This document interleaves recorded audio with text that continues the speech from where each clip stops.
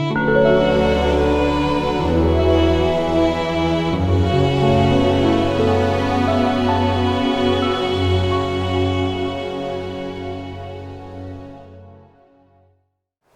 major part of the Buddhist teaching is on the study of the mind. It's not about blind faith and religious connotation of Creator and God. It's about study of one's own mind. That's very important, because you have to know, in order to practice meditation, in order to know your human nature, or your nature in relationship to the world, to all parties of the world, then you have to study the mind. So the mind is the most important concept in the Buddhist teaching, and we have been doing that all the time. The mind consists of 8 consciousnesses. The first one, external environments. What are our externalities? What are externalities that we are confronted with? External to our mind. What are those? Objects, sound, smell, taste, and touch. What are objects? All those we can see. All objects of the world that you can, if you can feel, you can see, those are the objects. They are as small as protons and electrons and neutrons, and as big as mountains and oceans, and you name them, whatever you can see. These are your externalities, external to you. The next is sound. You cannot see sound, but you listen to sound. Sound is another kind of externality. And then smell, and then taste, and then touch. You may not have eyes, you may not have the listening skill, you may not have, maybe you lose the smell, you lose the taste, but maybe you still have the sense of touch. So all these are externalities that is external to your mind. And these 5 include almost everything in the universe, as big as the galaxy, as small as neutrons and electrons. These are external environments, external to your mind. Why do we have to study all these? Because to study your own mind, you need to know all these. What is external to your mind, internal to your mind, and how does your mind work? How does every thought come about? How do you maintain the right wholesome thought? How do you know that a bad thought comes up? A bad thought of lying, killing, intoxication, egoistic, selfishness, greediness, hatred, jealousy, anxiety, depression. How does every thought comes up? The Buddha said we have to analyze every thought. We have to see every thought. In order to do that, we have to know how the mind works. So, we have externalities. We perceive externalities. Perception through the 5 sensory organs. Through our 5 sensory organs, we perceive externalities. And one of these 5, the eye consciousness, ear consciousness, nose consciousness, tongue consciousness, and body consciousness. That we all know. I'm just giving a brief summary. So these are the 5 consciousnesses that perceive externalities. But they themselves, they just have the perception function. They don't rationalize, they don't intellectualize, they don't analyze. Do your eyes analyze things? Your eardrums analyze sound? No. They just perceive them. And then, what's next in the summary? Then after we perceive all these through perceptions, we have cognition. That's the 6th consciousness that we have. We have the forefront 5 consciousness, and then we come to the 6th consciousness, we call it the mano. Usually if we use an example in Mano, we call that the Mano is the name of the manager. And all these 5, eye, ears, nose, tongue, body, they're the salesman and the sales lead at the front end. And behind it, the Mano controls everything, the manager. The manager controls all this front end personnel. Eyes, ears, nose, tongue, body. The Mano is extremely important. The manager, the Mano consciousness. You have that consciousness in you. And what's the function of this cognition, the Mano consciousness? Various functions of cognitive process, including interpretation, rationalization, intellectualization of the perception. In other words, the manager can go to dig up past files, budget for the future.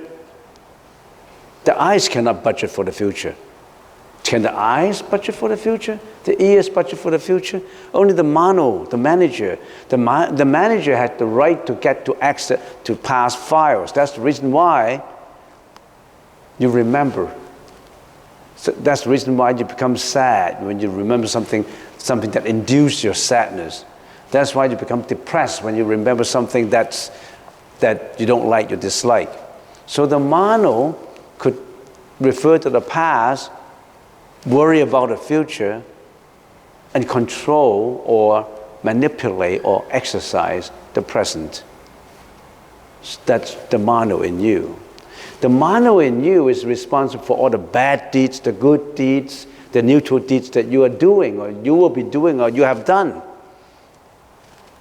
So the Mano sometimes could be the culprit of your bad action, the culprit of your jealousy, your hatred, your depression, your ego. That's your ego. That's working with your ego. The Mano is not the ego, you know. The Mano is just the manager. So what is the next consciousness? We have 8, right? So now we count 6. What is the 7th consciousness? The ego attachment. So the Mano consciousness can go to all images of the past, present, and future. It can dream also, right? In dreaming, you go into the past, you worry about the future too. So the 7th consciousness is, in the Sanskrit language, is called manas. The manas consciousness, which is the ego attachment. Everybody came with this ego. You were born with it. You already have it when you were a baby. You already have it when you were in the womb of the mother's body. That's the origin of all the bad deeds, of all the egoistic feeling, of all the egoistic behavior that you have. You may not realize it, but it's there. The ego attachment. The 7th, the manas consciousness. And the manas consciousness, or the ego attachment, personalize everything. Personalize everything you see, personalize everything you hear, personalize everything you feel, you touch, you think. He started to personalize everything. He's the internal commentator in you. You give your egoistic comment on almost everything. And that's the problem. You egoize it. You don't know about it. You habitually have been doing it. You may not know about it. You have been greedy. You don't think you're greedy. You have been lazy. You don't think you're lazy. You always sink into depression. You don't even know about it. You may know about it, but you can't get out of it. All the anxiety, the phobia, the fear, everything. So that's your manas that's working. And the manas only care about the ego. If I can give you an example, using a company as an example, what is this manas? That's the director of the company. He cares about nothing except the profit, about his own profit, the shareholders. The manager works, but he's just cared about his own profit, the price of the stock. He doesn't care about anything at all, just about his own profit motive. That's you. You've been caring about only yourself and nobody else. That's your ego. You can't get rid of it until you become the Buddha, until you become the Arahat, or in different stages of enlightenment. In the first stage of Sotapanna, second stage of Sakritagamin, third stage of Anagamin, and the fourth stage of Arahat. You have different stages of minimization of your ego. The more ego you eliminate, the higher level you get. Up to the Arahat level, no more ego. No more ego left. When you don't have any ego left, you're out from life and death. No more life and death. No more reincarnation. You always have to go through the loop of reincarnation. You and me, we're in life and death, which we call samsara. Poor guys, you and me. We're always in samsara. When we die out of this body, we take another body. We go through the same sufferings. Aging, sickness, death. I mean, you name them. Relationships, you name them. We're going through all these in life and death. And you've got this ego. I've got this too. Unless you're an arahat, no more ego left. And of course, the manas consciousness, personalization and arousal. When you start to personalize, you arouse emotions in you. You are breeding mental afflictions in you. Mental afflictions of what? Jealousy, hatred, greediness, ignorance, pride, fraudulence, you name them, depressions, anxieties. We all have all these things. If you start to put all these mental afflictions, there's no end to the list of mental afflictions. I was giving a lecture at University of Hong Kong just about, I don't know, in May, and the topic of the lecture was how to overcome emotional challenges. At the end of the session, we had discussions with some professors and some students, and we all said that if everybody is forced to give a list of emotion, of mental afflictions and emotions, the list is inexhaustible. You can't even, there's no end to mental afflictions. Because jealousy, hatred, anxiety, all this is just the broad term that summarize all the mental afflictions in us. Because you could have a mixture of them. If you talk to a psychologist, or anybody who is involved with the study of the mind or of psychology of the mind, feelings are very complicated. Emotions are very complicated. Some emotions you don't even know, you don't have a name for it, because it's a mixture, a part of all ingredients put into one. How do you term something that is a mixture of jealousy, hatred, and anxiety, and depression, and what do you call that? Aggressiveness. It's all a mixture. These are just the general broad terms. That comes from the ego. That's why people are getting more and more sickness psychologically, mind sickness, because of the breeding of the ego. So these are the 7 consciousnesses. And there's an 8th consciousness. Why there's an 8th? Because we say, okay, perception consciousness, cognition consciousness, ego consciousness. What happened when we died? All these consciousnesses are gone? No more of them? What happened when we died?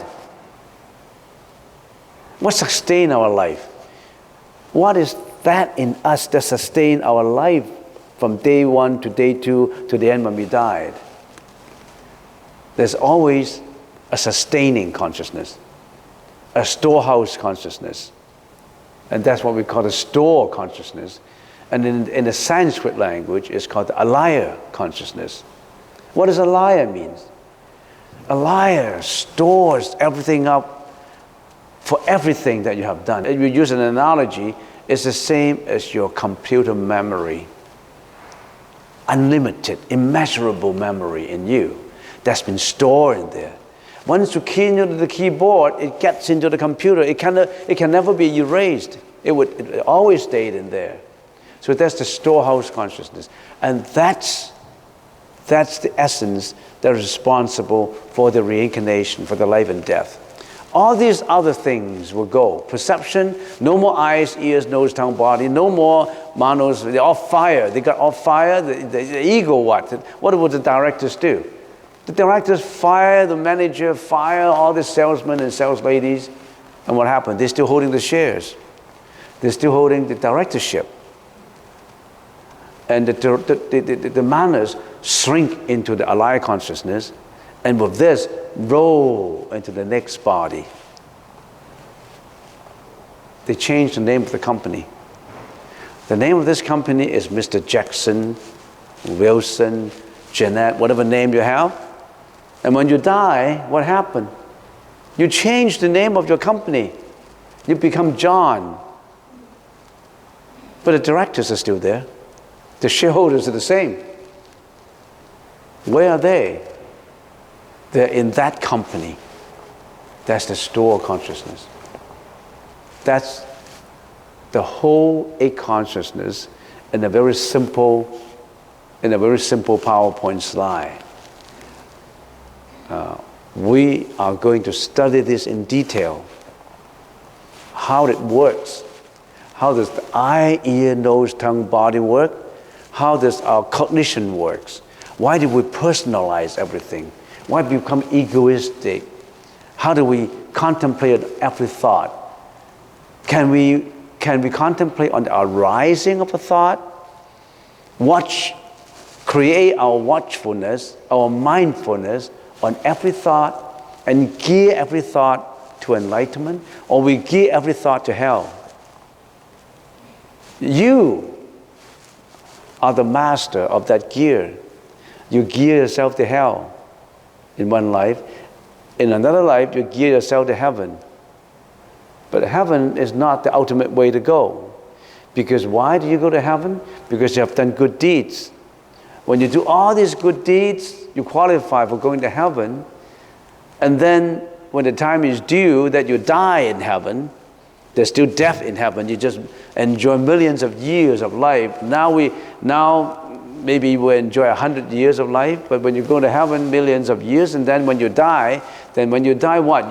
Maybe you reincarnate into a human again with a lot of riches in you. When you become a billionaire and become the richest, you become the most handsome, the most beautiful, or the richest person on earth. And because of the riches, you get into misdeeds again.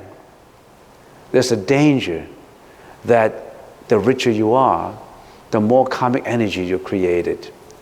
People always say, I'm not handsome enough, I'm not beautiful enough, I'm not rich enough. But when they have that, they started to create bad karma. And what did they do when they create this bad karma? They get into reincarnation again. It's a loop.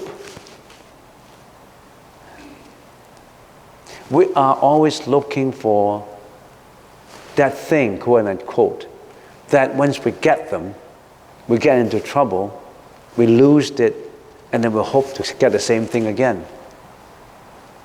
That's what we call fame, reputation, wealth, and all that. You use all means to get those, and once you get those, you create means to downgrade yourself, to get into crimes and to get into sins and guilty and whatever you have, you thought about, and then you get into the loop of reincarnation again. So that's a summary. Store of present and past karmic energy, and that's reincarnation of life and death. This whole slide looks very simple. To some people it may not be simple. But the Buddha spent years in explaining it in detail. And that school of thought in the Buddhist teaching is what? The Yogacara approach. You heard of Yogacara? Yuga Heng Pai in the Cantonese language, or Yu Qie Heng Pai, or Wei Shi Pai, Wei Shi, or mere consciousness, the study of mere consciousness. And there are millions and millions of words written about this school. Did you get a chance to read them? Or what have you been reading? You have been reading something else. But let me tell you, there's a lot of depth, a lot of wisdom in the Yogacara knowledge of the whole world. Get to the next one. How do we study consciousness? We use 9 perspectives. The objects of each consciousness, modes of knowledge, moral nature, realms of its activities, concomitant mental functions, necessary preconditions, how does each consciousness function, spiritual transformation, how do we transform each consciousness into enlightenment, and leading sentient beings to enlightenment. So we use this 9 perspectives or topics to study each consciousness. And that's exactly what the Buddha has been talking about on this.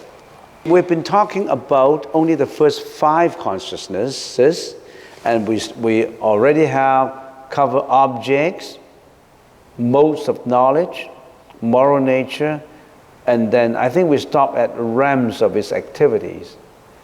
So let's get to the realm of activities, and I think we already have talked about the realm of activities. In other words, in the first 5 consciousness, the eyes, the ears, nose, tongue, and body,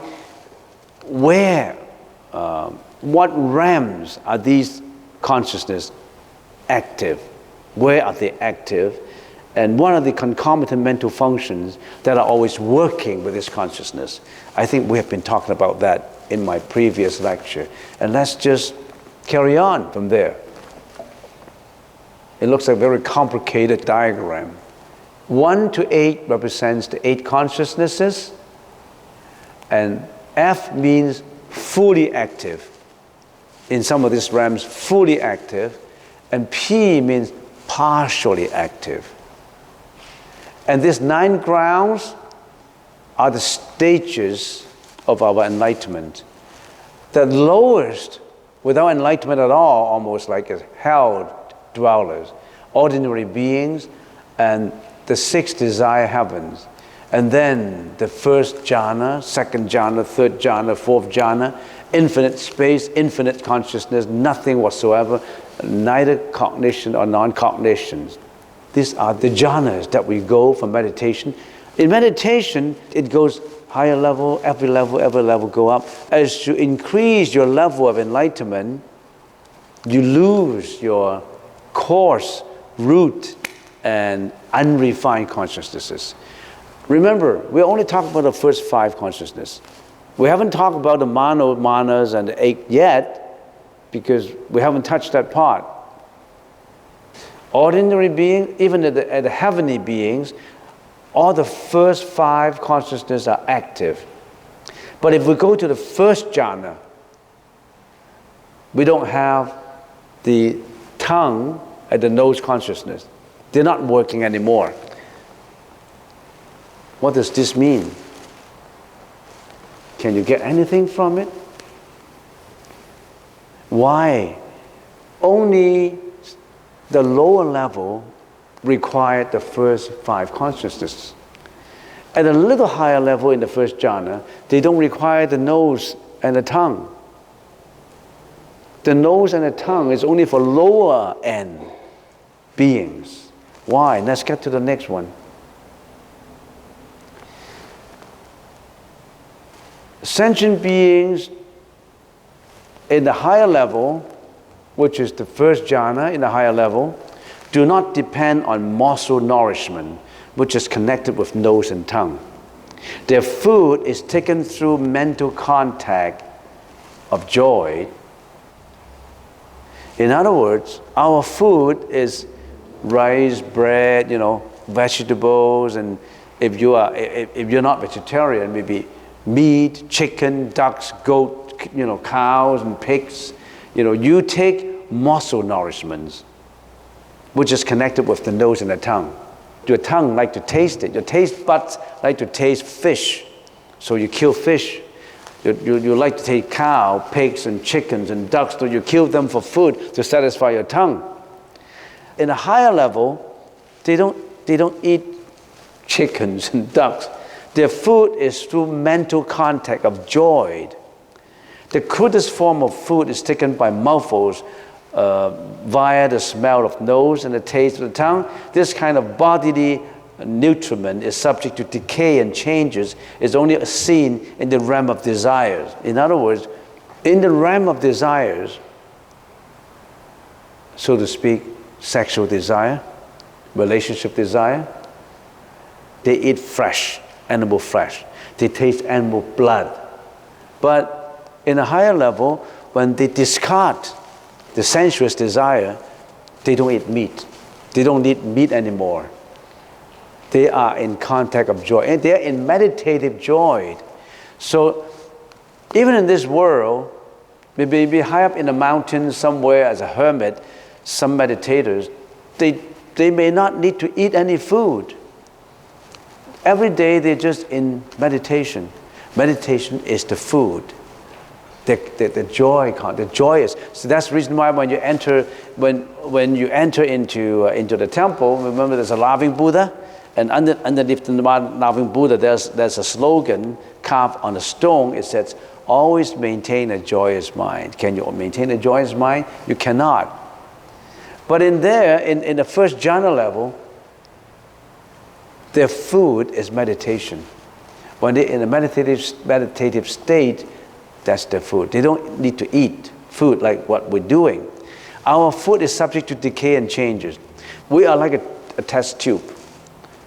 At one end, we'll put in all this food. Chicken, ducks, hamburgers, bread. On the other end, we'll let out the filthy part of it. So we're like a bag of impurities. We're a bag that put in a lot of impurities in our bag and a tube, and then all these impurities come out. So when people of the first jhana, you know why they don't want to come to this world? You really stink. You know, they don't like to come to this world. This world is a world of stinkiness. You may not know about it. When you smell a hamburger, it tastes good.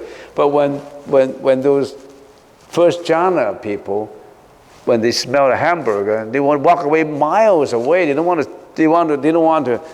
smell hamburgers and chickens and ducks. They're all yucky to them. But we like them. People here, we like them. So we're like a bag of impurities. At one end, we put in all this food. On the other end, we let them out.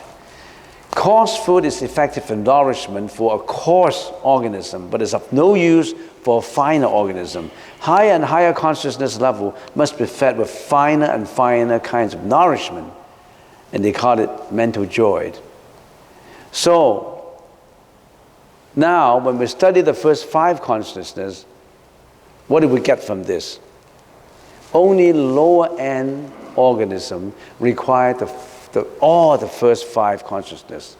At a little higher level, they don't require the nose and the tongue. At the higher first jhana, no nose and the tongue, they don't need it. At the second jhana, all the first 5 consciousnesses, they discard them already. They're too coarse, they're too unrefined. They're a burden to them. Eyes, nose, ears, tongue, and body are burdens. You may not find it a burden to you, but they find it, these are burdens. In the second jhana, they don't require the first 5 senses, the third, the fourth. And in a much higher level, they only have the 6th and the 7th and the 8th. And the 6th become partial. At the highest level, they only have the 8th consciousness left. And that's the happiest, the higher level. But even at the 9th level, they're still subject to reincarnation. Because you know why? Because they still have the ego. The F is the liar consciousness, they still have the 8th consciousness. They still have the tainted ego consciousness in them. Only when they get rid of the ego consciousness would they be out of life and death. So even at the 9th level, they still subject themselves to life and death. Only when you get out. When you get out, you change your eighth consciousness, you transform your eighth consciousness into complete enlightenment. That's the stage when we call it the Arahat stage. But they're not at the Buddha stage yet because they still have a method of transformation. They still attach to Buddhism. But suffice it to say, with Buddhism, with the boat, they get onto Victoria already. With the boat, they get onto Victoria, they already have crossed the ocean of life and death. But they're attached to the boat. You got to leave the boat. They still attached to the method. They still attached to the method of transformation. In a complete unattachment, even the method has to go. You have to throw away Buddhism. Don't let Buddhism affect you, but that's at a higher level. We need the Buddhism now to get rid of the ego. Once the ego is gotten rid of, even Buddhism has to go. Don't attach to Buddhism. No such thing as Buddhism at that level. There is Buddhism, but there isn't Buddhism. There's Buddha, but there isn't Buddha. It's just an expression. But if without expression, how can you express it? You need an expression. What is called Buddhism is not Buddhism. That's the reason why it is called Buddhism. You understand what I mean? What is Buddhism is not Buddhism. That's why it is called Buddhism. Yeah. That's what the Diamond Sutra says. You know what level we're at right now? We're at this level. We're at number 1 level. You're still attached to your fame, your reputation, your wealth, your health, your relationship. You still want to be the director of a company. You still want to make billions of dollars. You want to form a family. You want to have a handsome boyfriend. You want to have a beautiful girlfriend. You want to have kids. You want to have, I don't know what you have. You want to have all these things. All these things will prevent you from going any further. Your parents may not like to hear what I'm saying, because if you come here and they say don't form a family, you become a monk and a nun, and they will come to look for trouble. But that's what it is. The relationship pulls you down. Now, once we understand the realm of activities, how are these 5 consciousnesses active in what realm, what is our next perspective that we study? We study when these 5 consciousnesses work, how do they work? There are certain mental functions that work with them to get us into trouble. We call them concomitant mental functions. These mental functions arise at the same time when these consciousnesses arise. And you got to be realized, you got to be mindful of those. Sometimes when we do meditation, we say we have to be mindful, but you don't know what mindfulness means. People say, some meditators say, you've got to be mindful, but you don't know what it means. What do you mean by mindful? You got to be mindful of all these mental concomitants. That's why it's called mindfulness meditation. How mindful we are. What should we be mindful of? We study all these concomitant mental functions. How many of these mental functions that help, that assist our 8 consciousnesses to cognize, to rationalize, to intellectualize, to analyze? You know, there are 51 concomitant mental functions working with our eyes, our ears, our nose, our tongue, our mano manager, our manas manager, our ego, our our store consciousness. All these 51 are the what? Are the ministers of the kings, of the 8 kings. Kings, these consciousnesses, we call them, if we use analogy, these are the 8 kings. These kings have ministers to help them to do bad deeds and good deeds, you know. they pull you down. There are 11 good ministers and the rest, and 26 bad ministers. In a parliament with 11 good ministers and 26 bad ministers who are in control, who is the majority. The bad guys are in majority. I'm not referring to the government now. I'm referring to the government of your own mind. You know, in the government, in the parliament of your own mind, you have 26 bad ministers and 11 good ministers. And the rest are what? The rest are housekeepers. Generally, interactive functions are the housekeepers. Particular functions are particular housekeepers. Unwholesome functions are the bad 26 ministers. Wholesome functions are the good ministers. And the indeterminate functions are what? Are those sitting on the fence. They're sitting on the fence. Those are the cunning guys. Whoever is in power, they go to where they are. They are indeterminate.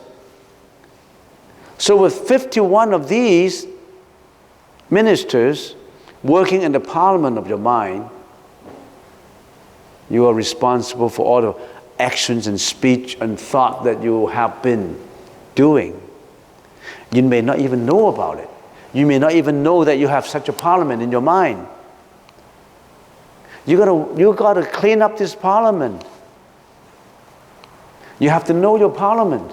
You have to know each ministers. You've got to be in control of these ministers. That's what the Buddha said. You've got to be in control of your own mind. What happens if you're in control? If you're in control, you are a much happier man or woman in this life. And when this life is due, you go to enlightenment. Do you want to do that? Or you don't care about the parliament of your own mind, you just do as this functioning of the parliament wants you to do, because your 26 bad ministers are always getting into trouble. You get into drinking, lying, killing, sexual misconduct. I don't know. What else? You got to watch out. Dangerous. Your mind is dangerous. My mind is dangerous. You're working, you are interacting with people with dangerous minds, including your own. That's the reason why when you open newspapers and you listen to Google News, how many things happen in the world today? What happened when we open the newspapers and try to summarize what happened in the whole world? The parliament of each mind is functioning to bring the whole world maybe to mishaps. And sometimes we're happy. Sometimes we're not happy. But most of the time, we're going through sufferings. There's no denying. There's no denying that life is suffering. You may not agree. No, I'm happy sometimes. I'm happy. Yeah, you're happy. But if you are always confronted with the probability of dying, sickness, aging, not probabilities. You'll get to it. You get to death. You get to sickness. You get to aging. It's not a probability.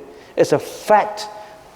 How can you be happy if you know that you will die? You will be sick. You will be aging. Plus all these other sufferings that you have. Sometimes you could be happy, but for a short time, not for long. Finally, you have to confront death, sickness. If you are young, you may not think that way. If you are young, that word, death, may be remote to you, but actually it's not. There's no difference in age as to when you die.